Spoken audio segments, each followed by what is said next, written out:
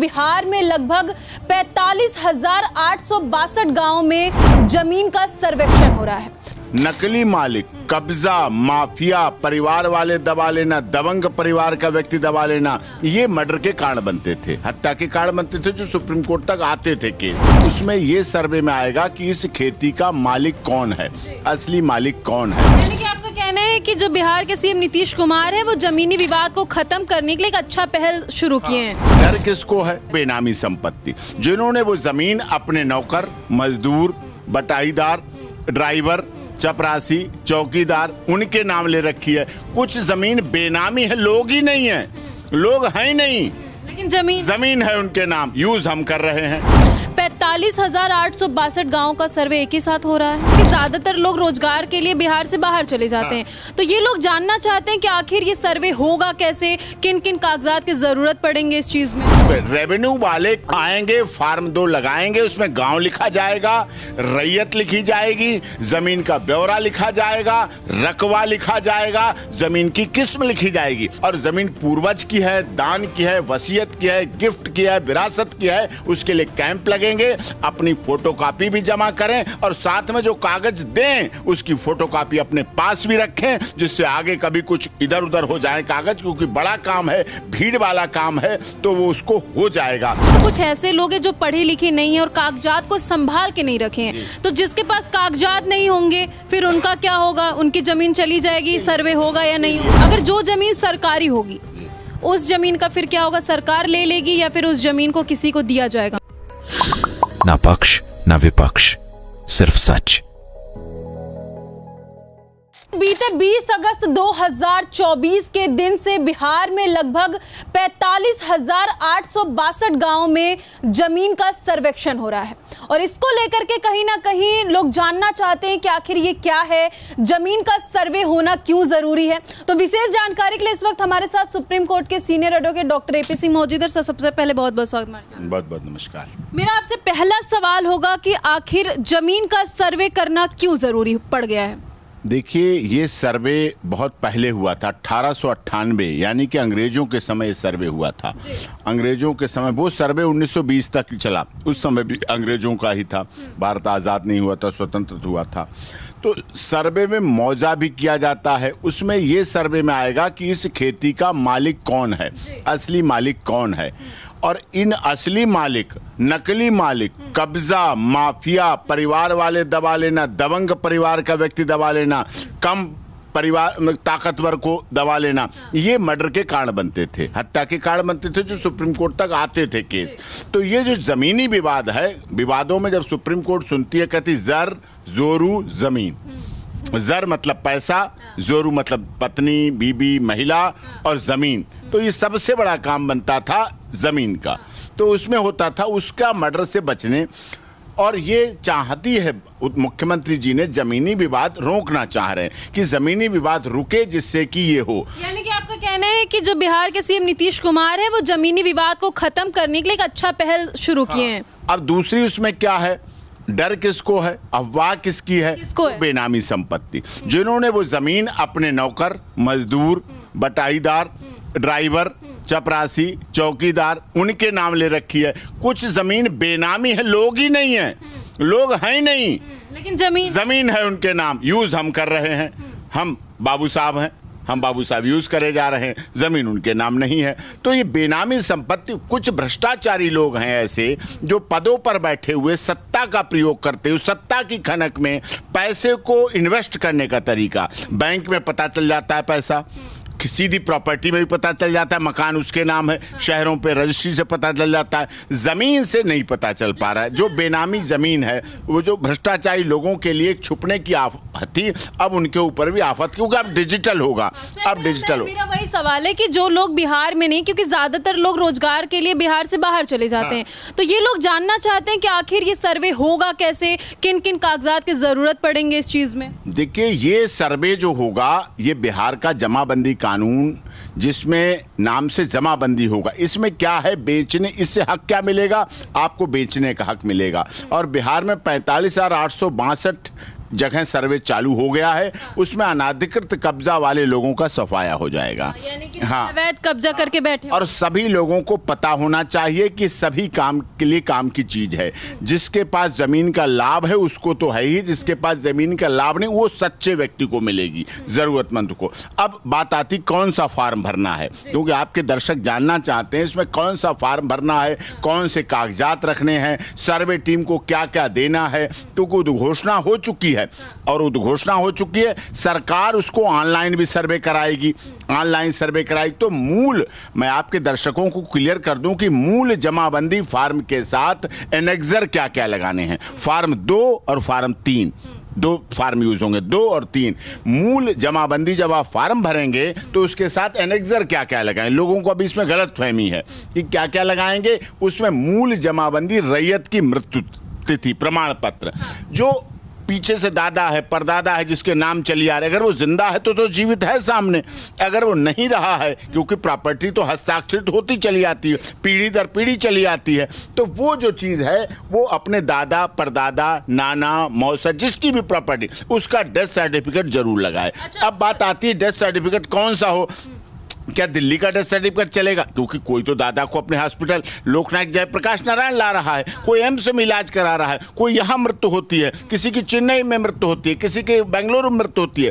क्योंकि बिहार का व्यक्ति तो इतना कर्मठ है, इतना ईमानदार है, इतना अपने मेहनत के बल पे पूरी दुनिया में छाया हुआ है और अपनी ईमानदारी के लिए जाना जाता है, मेहनत के लिए जाना जाता है और काम करता है। तो वो उसके परिवार के डेथ सर्टिफिकेट कहीं का भी हो, जो रैयत है वो कहीं की भी हो, वो अप्लीकेबल होगा। जमाबंदी संख्या की विवरणी मालगुजारी रसीद, जो मालगुजारी रसीद लगती है, जो पैसे जमा होते हैं उसकी रसीद जरूर लगाएं।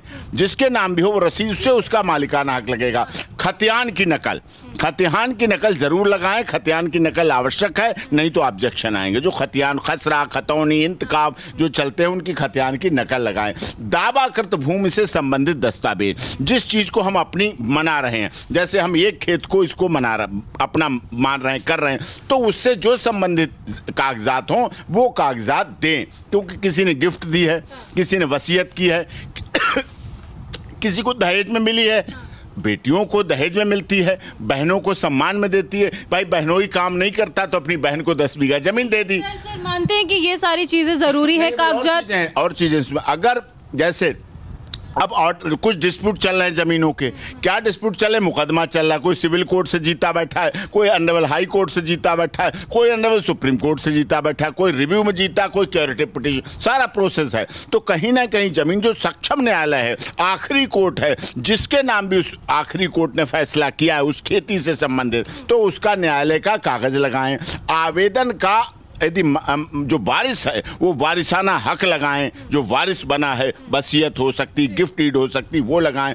अपना आधार कार्ड लगाएं। अब आधार कार्ड में क्या कन्फ्यूजन है कि बिहार का ही आधार कार्ड चलेगा, इलेक्शन कार्ड लगाएं तो कहाँ का चलेगा? नहीं, आधार कार्ड इलेक्शन कार्ड कहीं का भी चलेगा, क्योंकि आधार कार्ड एक ही बनता है आदमी का, इलेक्शन कार्ड एक ही बदल जाते हैं। जैसे दिल्ली में लोग रहे हैं, बिहार के हैं, दिल्ली में काम कर रहे हैं, तो वो लोग एड्रेस चेंज करवा, वही एड्रेस यहाँ जरूरी है। यहाँ पुलिस वेरिफिकेशन होता है, यहाँ किराए पर नहीं मिलेगी, नौकरी नहीं मिलेगी लोगों को। तो कई चीजें ऐसी हैं जो आधार कार्ड एक है, कहीं दुनिया भर का, भारत का कहीं आधार कार्ड चलेगा और इलेक्शन कार्ड कहीं का भी वो चलेगा। सवाल ये है कि सर बहुत टाइम पहले की अगर हम बात करें तो कुछ ऐसे लोग हैं जो पढ़े लिखे नहीं है और कागजात को संभाल के नहीं रखे हैं, तो जिसके पास कागजात नहीं होंगे फिर उनका क्या होगा? उनकी जमीन चली जाएगी, सर्वे होगा या नहीं होगा? उसके लिए फॉर्म 3 मैं बता रहा हूं, उसके लिए फॉर्म 3 भरने की आवश्यकता है। उसमें फॉर्म 3 में आप वंशावली देंगे, कागजात नहीं है, ऑनलाइन हो जाएगा, नहीं वो डिजिटल हो जाएगा बाद में, तो अभी नहीं है डिजिटल।